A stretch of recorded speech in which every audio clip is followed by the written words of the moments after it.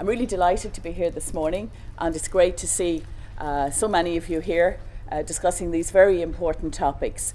And as Katrina says, they are very close to my heart, and I was delighted to be the Minister who had the opportunity to finalise the legislation and the establishment of the CRA. I certainly recognise the very valuable work that is done by all of you. Obviously, there's often tension in the relationship between the charity sector and government, ongoing issues, funding issues, regulatory issues, taxation issues. But I think one thing that we certainly know is that a healthy partnership is absolutely vital.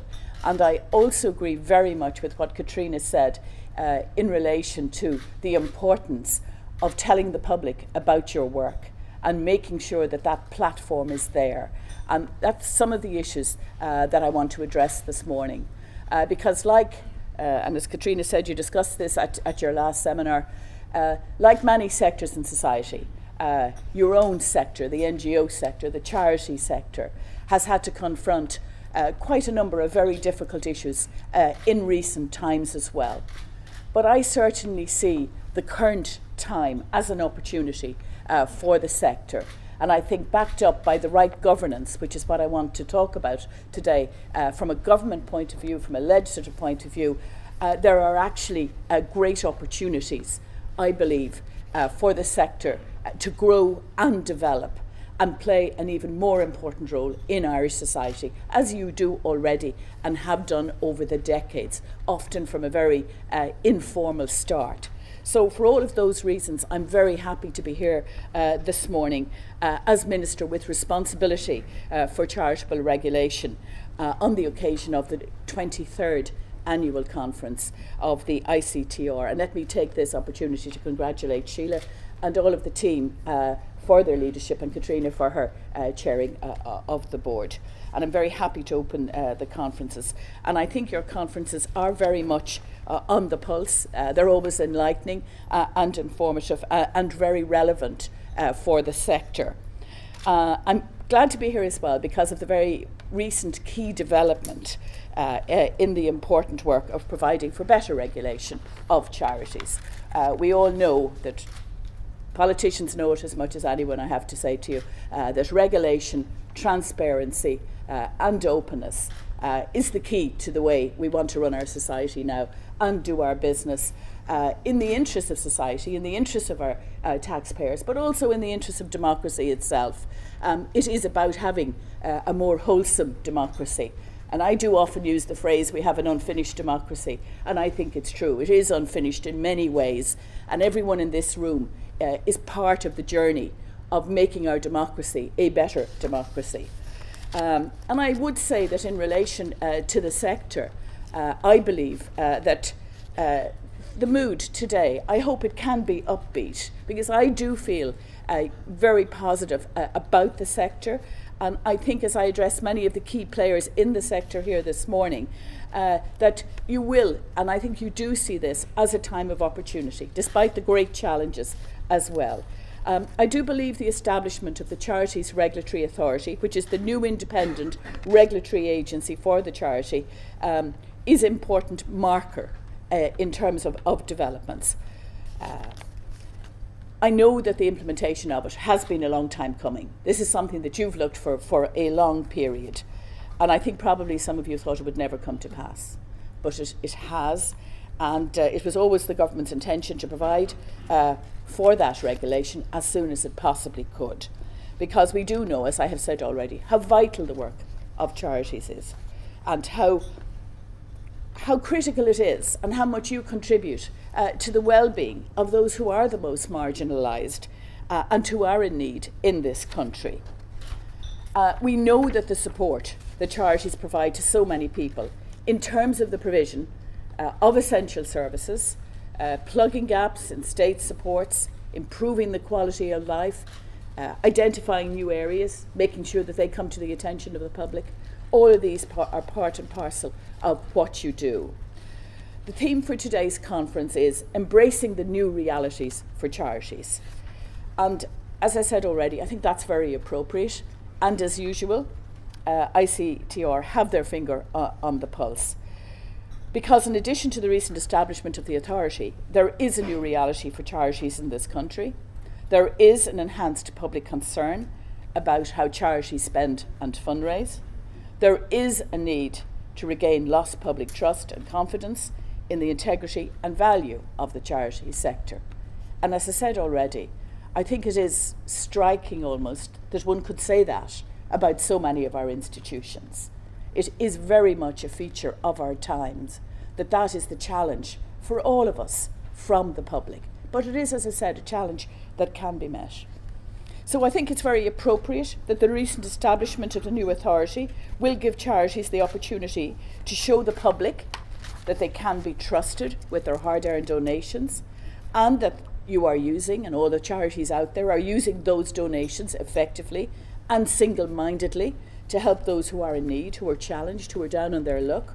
And we know the price that so many families have paid during this economic recession. We know how tough it has been on people.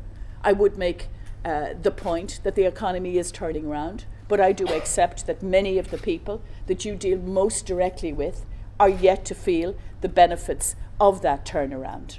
But we do know that the most effective way out of poverty is to have work, to have access to a job, and that, hopefully, as this year goes on and next year, hopefully the benefits will begin to be felt by all in this country, not least those people that you deal most directly with. So I would make that point in relation to the economy.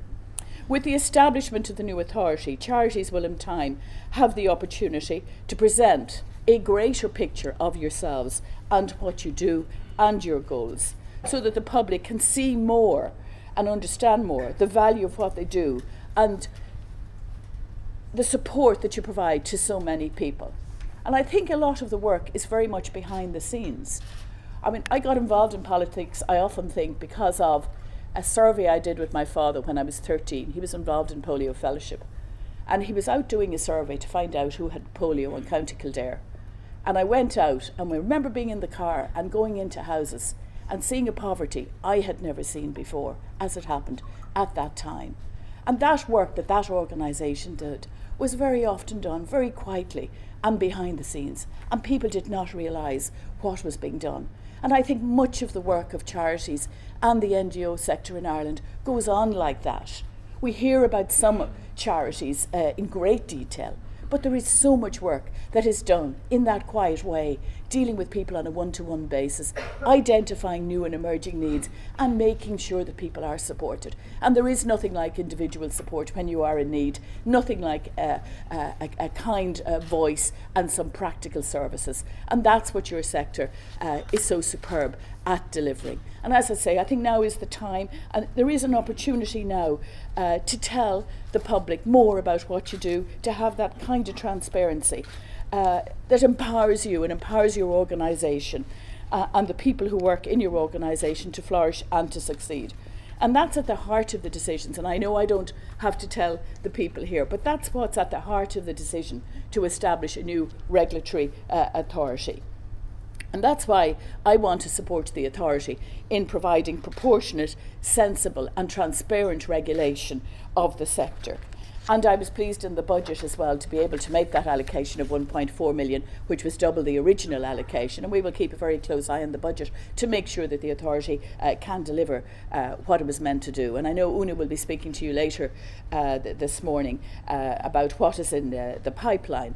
And I would encourage you, this very wide group representing so many organisations here this morning, to give us your best views on what the authority should be doing, how it should develop its work, how it should liaise with you, because we're dependent on hearing from you, and Una is dependent from hearing from you and from the board about how you best feel this new authority can work in your interest and move forward. And as I say, this is a good opportunity this morning to share amongst yourselves and with Una what are the key issues that you would like to see the authority working on, and how it can do the very best for the sector.